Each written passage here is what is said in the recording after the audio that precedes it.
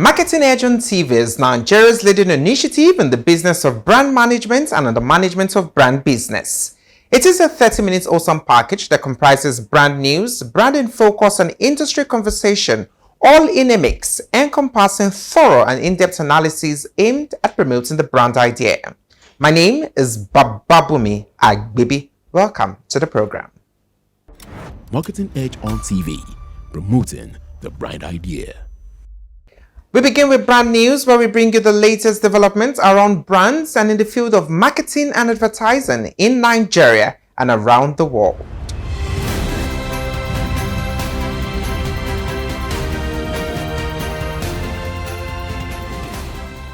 Nigeria's freight and logistics industry is set for major expansion as new projections show the sector could surpass 26 trillion naira by 2031. Meanwhile, rising e-commerce activities and infrastructure upgrades continue to drive growth across the market. According to Research and Markets, improvements at Lekki Deep Sea Port and Onne Port are already easing cargo movement and boosting trade efficiency. However, despite rising fuel costs and poor road conditions, operators are increasingly turning to rail and inland waterways to reduce costs and improve delivery operations nationwide. Social media platforms are preparing for a major revenue boom as global advertising earnings are projected to reach $640 billion by 2030. New projections from Umdia show that artificial intelligence, short-form video, and advanced ad targeting tools will continue driving rapid market growth. Meanwhile, Facebook, Instagram, TikTok, YouTube, and WeChat now control nearly 90% of global social media advertising revenue, while video formats such as Reels, Shorts, and Stories continue attracting big advertising budgets worldwide. WPP Media is showing strong signs of recovery after topping global media new business rankings in the first quarter of 2026. According to Convergence, the agency secured $1.5 billion in new client billings, marking its second straight quarter at the top, despite recent account losses and declining revenues. The development comes as global agencies battle shrinking market budgets, rising in-house competition, and growing pressure to reinvent through AI and data-driven advertising. Marketing Edge on TV, promoting the brand idea. That was brand news. Next is branding focus after this break. Every day, millions of Nigerians walk past your next customer. The question is, can they see you? Nimbus Media puts your brand exactly where Nigeria is already looking. High-impact digital screens inside shopping malls, supermarkets, gyms, and the busiest locations across Nigeria. From billboards to brand activations, we make sure you show up and show up boldly. We've helped brands launch, grow, and become the name people remember in the moments that matter the most. Your audience is already out there. It's time they found you. Nimbus Media. Visibility. Done right. Book your campaign today at nimbus.com.ng. Marketing Edge on TV, promoting the brand idea.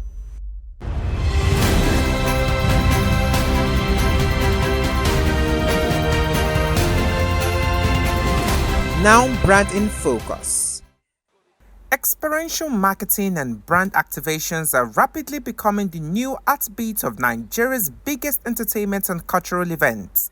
And now, from the AMVCA to Dirty December concerts, Big Brother Naija, Ojude Festival, and the Marketing Edge Awards, brands are swarming these platforms the same way bees are drawn to honey.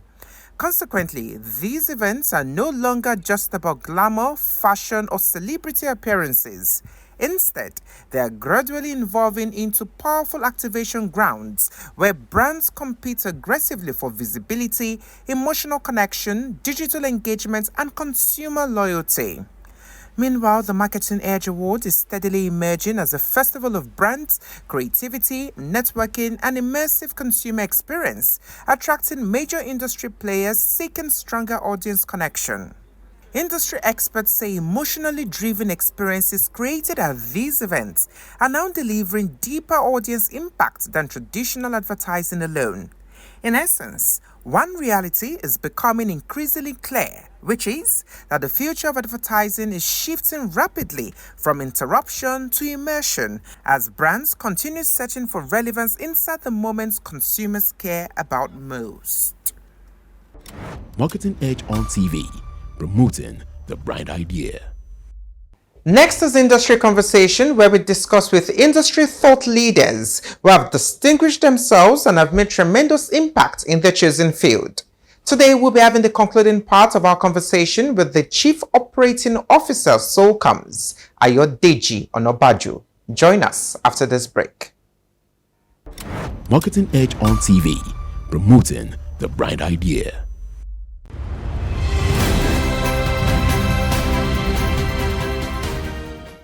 Today on Industry Conversation, we'll be having the concluding part of our conversation with the Chief Operating Officer of Solcoms, Ayodeji Onabajo. Thanks for staying with us. Thank you very much for having me. It's good to be back. You will agree with me that the industry is highly competitive. But how will Ayodeji describe his successful agency? Okay. It's a very competitive space, no doubt. And I think it still boils down to what I said earlier about not just creating, campaigns, all right, but creating campaigns that offer value, all right. And I'm very, very big on value. And, what is value to the client? Value to the client is being able to deliver on, business objectives. But for me, if I was to take it personally, what will help, an agency stand out is, number one, we're in a digitized era. You cannot leave out the use of technology.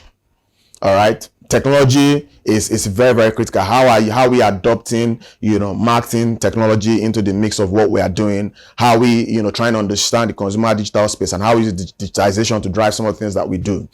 So number two is experience and engagement. It's not enough for us to just, create experiences. Is what is the experience, intended to do? Is it immersive enough? Is it engaging enough? All right. Does it tell the brand story? All right. Does it bring about that connection, all right? And if you look at the third part, it will be, cultural relevance is also very key, and creativity as well.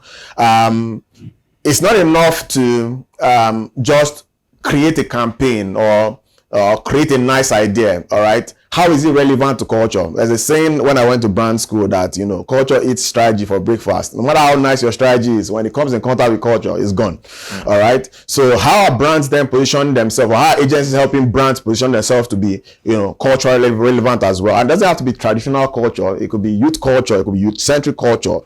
So culture is wide in its own sense. And, it's important that agencies help clients, connect to culture, and the last one is strategy. Of course, agencies that are able to, offer very strong level of deep thinking, strong level of imagination, strong level of intelligence, to come up with ideas that can engage consumers. All right, and not just engage consumers, take the consumers through the entire brand journey, from not just getting them to feel good about the brand, but ultimately get them to convert. I think that if you look at those, I think 3 or 4 pillars I just gave, I think they are things that can help the agency stand out. Let's take a walk through your career journey. What are some of the most memorable projects you've worked on, and why do they stand out? I have to think about this one deeply. I've done a couple of things across FMCG, pharma, tech. Okay, I'll pick Diageo. All right. Diageo has different segments. Under the mainstream spirit, there's a brand they have called Origin. All right. Origin developed a platform called Original Night. All right. And the essence of Original Night was more of a branding culture initiative.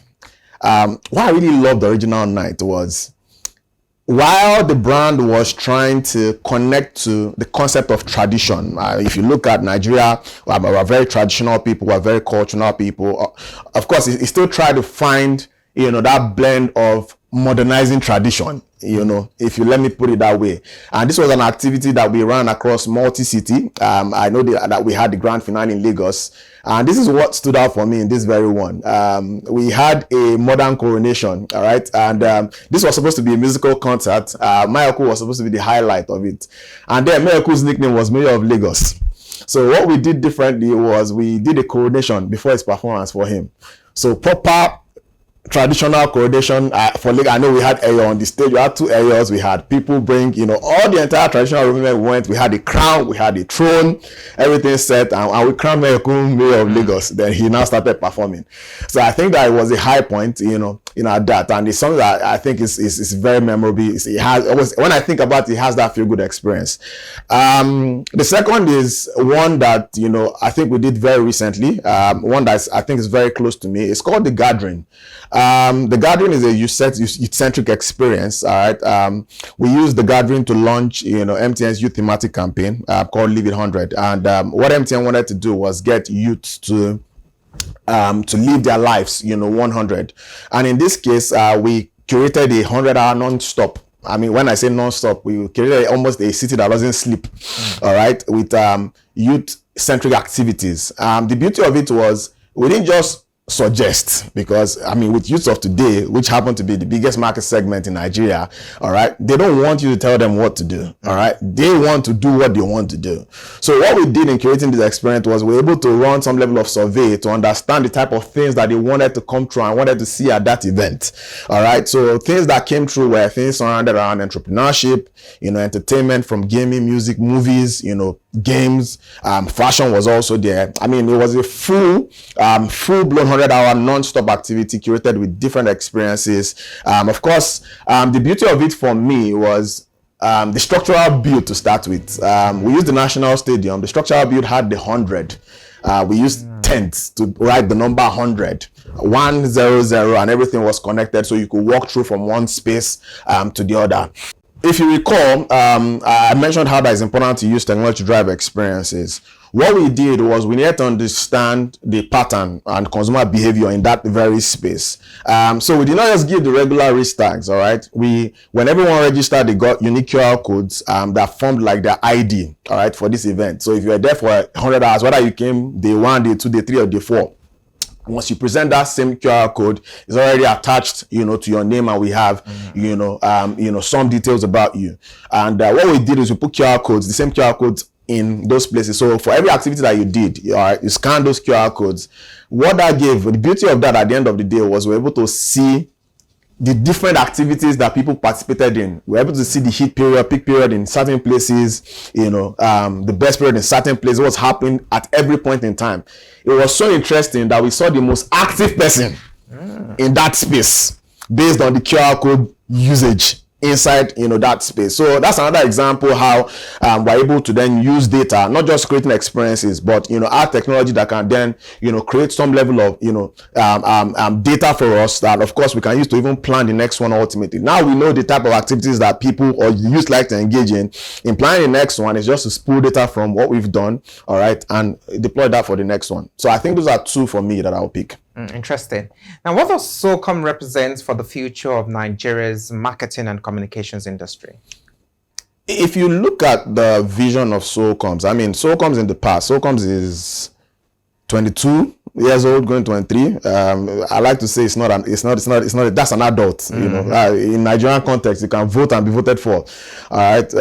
I jokingly say to my colleagues that SOCOMs are seeing different presidents, and seeing different economic realities, but it's still standing. But what has happened in the last 2 years is we've undergone an evolution, and our primary vision now is how we can deliver immersive experiences driven by cutting-edge technology and marketing, technology solutions, and that's the space where we are. And that evolution gave rise to a new division in SOCOMs. For SOCOMs, we have the brand experience division, the PR division, and the new division that was given birth to was called digital innovations. For us, it's not enough to, again, go to these clients with different campaigns. All right, we're starting to deploy tech, or not. We're even starting to. We have started deploying tech like virtual reality, augmented reality. These are techs that we have in house. More people say we do these things, but this is technology that we have sitting in SOCOMs. Right now, we're looking at retail technology solutions and virtual engagement, virtual events, not your Skype event or your Microsoft Teams. We're looking at events that you can attend with your avatar. All right, sign in and attend with your avatar. Those are the type of events that we're looking at. We're creating, and we're hoping that we can execute one by maybe Q4, Q3, this year. So for us is we are starting to play in that digital space and, infusing digital in every single thing, that we do, from brand experiences to PR. Is we're trying to ensure that, everything is digitally driven and, of course, ends up to the handheld device that the consumer holds, or of course your regular day-to-day audience, carry up and down, and where they practically live their life. All right. I'll give an example. We had a simple, activations. I mean, if you have your regular in-store activation, for example, what you find is, or maybe you find someone trying to sample, for one of our clients, I think it was household flour for flour mills. We try to deploy some level of engagement with augmented reality, in that when you walk into the store, all right, with flour, you can do different things. You can make pies, you can make make cake, exactly, croissant, you can make pancakes. All right, so they had this very nice video that shows the different ways you can use flour. All right, what we did was we used augmented reality, and if you scan the QR code at the till and you pick the actual product and you place your phone on the actual product, you can watch the video that shows, so the product becomes an actual trigger where you can watch the actual video that shows you different ways you can use the flour. It's called product integration, all right, with augmented reality. That's an example of technology that we have deployed, that we have in SOCOMs, right now. So again, for us to stand out, and that's the level of evolution we're going into, and that's what we're pushing for, is how do we ensure that in a digital era, all right, we stay ahead, and for us ultimately is to see how we can become maybe a leading agency in Africa. We'll see. We'll continue to push for that. Yeah. What lessons have shaped your leadership style and approach in building a high-performing team? So if I look very closely, I'd say two core things I've come to be very true for me. Sound very alike. I mean, if you look at the last four letters, they're very true because they have TURE. Yeah, so number one is culture, and number two is structure, and I'll tell you why. I think that I started at a point where I was trying to get people to do things. We're trying to make people do things, but of course that method, I realized wasn't going to be sustainable. All right, and there was a need for for me to build something that would even outlive myself, being a leader, at the organization. So culture was one of them. And for us is how do we instill the right culture, all right, into members of staff in the organization. So culture stemming from number one, having the right values, having the right value system, having the right mentality, having the right characteristics. All right. We have 4 core values, at SOCOMs, for example, image, imagination, intelligence, and interaction. All right. What we try to do is we don't just have these values written on a plaque somewhere. All right. We try to ensure that people live these values in their day-to-day. And it comes in simple examples as excellence. All right. Excellence can be a value. Some of these values even have more values sitting under them. You show up to a meeting late, for example, that speaks to your image. It speaks to your person. All right. It speaks to the perception that people can create or can make about you. All right. If you, for example, write an error reading email, for example, that also speaks to your image. If you go to a client with a shabby presentation, all right, if you go to a client with, a presentation that lacks strategy, that lacks direction, that speaks to your intelligence. All right. How do we build relationship with our clients? That speaks to interaction, not just even our clients, our stakeholders, our vendors, all right, our colleagues as well, our contemporaries. All right. So practical examples as to how people can actually live these values, in their day-to-day, so that they're not words or letters that stay on the wall, primarily. We like to call ourselves soldiers, soldiers with U, all right, SOUL. That's derived from our name SOCOMs. And everyone knows this, that we have characteristics of a soldier and we have the mentality of a soldier. And I'll give you 2 examples of the type of mentality that we have and we're trying to imbibe in the team. All right. One of the mentality of a soldier is nothing is possible. We've not just found a way. All right. Again, is people said planes will not fly. They said a lot of things were not possible. It's just because you don't know how to do it, or you've not found a way to do it. All right. Another mentality which we hold very dearly is that, you know, all projects are equal. You know, just like George Orwell's Animal Farm, all animals are equal. That's where that came from. In that, you know, as agencies, sometimes we have that tendency to want to focus on, oh, this is a bigger project, it has more budget, or it's a better client, this, that. No, we try to, you know, deal with that mindset internally and say, you know what, all projects will receive, you know, the same level of focal attention, the same level of detail, all right, the same level of consciousness, you know, on that project, you know, as well. I think let me pack it down on culture. The second thing is structure. Structure is what holds everything together. All right, it's very, very key.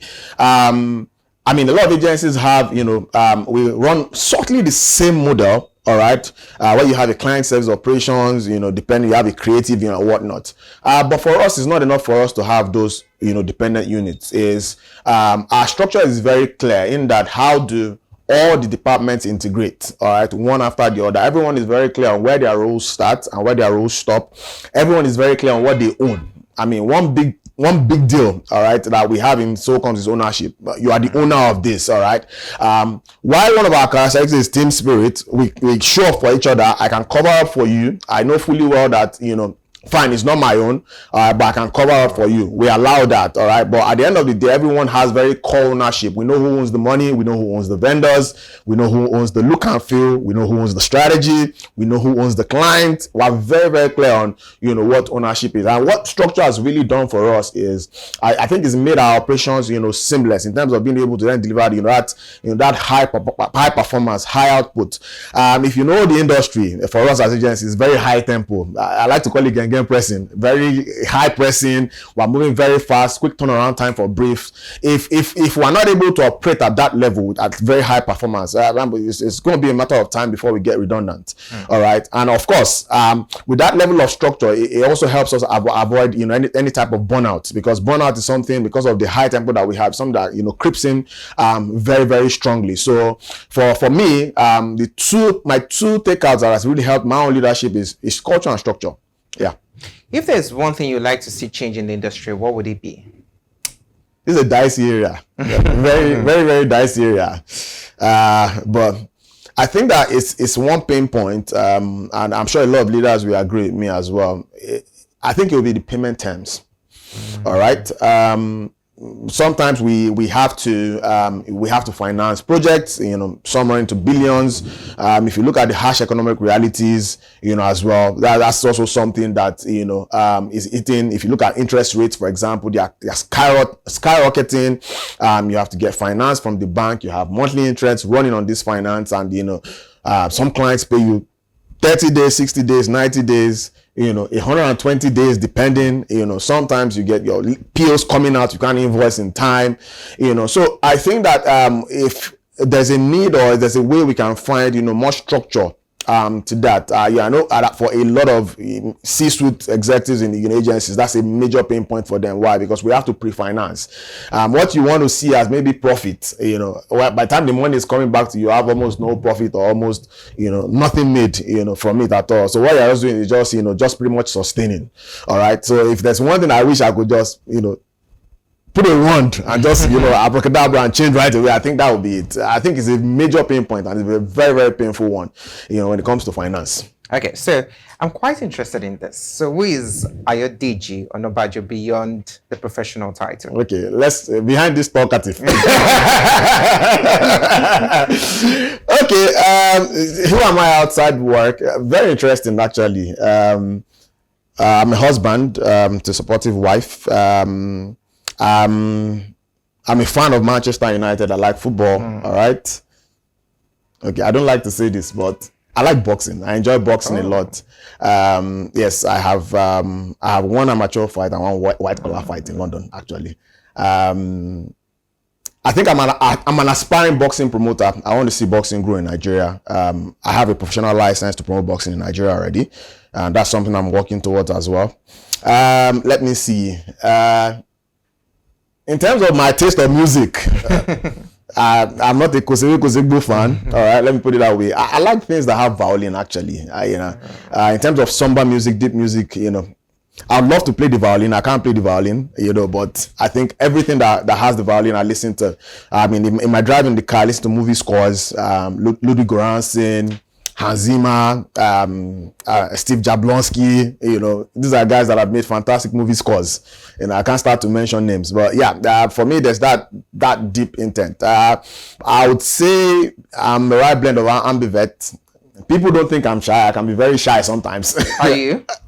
That's the thing. People don't know. I can be very shy sometimes, but I think I do what I have to do, part time. When I have to be outgoing, I will be outgoing, and I can be subtly reserved, So I think I'm a fine blend of yin and yang, So I can blow externally, and some that I just want to be in my space. Yeah, so that's me. I like to dress up. I like to dress up for myself,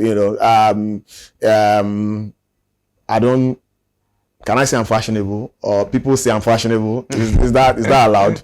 Yeah, but I think I like to dress up. I like to dress up for myself. I like to look good. So yeah, I think that's me in a nutshell. Outside of work, that's the best I can tell you for now. That's nice. This has been an interesting conversation. Thank you for having this with us. Thank you very, very much. It was a pleasure being here. Thank you so much for your time. I've been speaking with the Chief Operating Officer, SOCOM's Ayodeji Onabajo. Thank you very much. The conversation continues on our website at www.marketingedge.com.ng and all our social media handles at Marketing Edge. Many thanks for watching. My name is Bababumi Agbibi.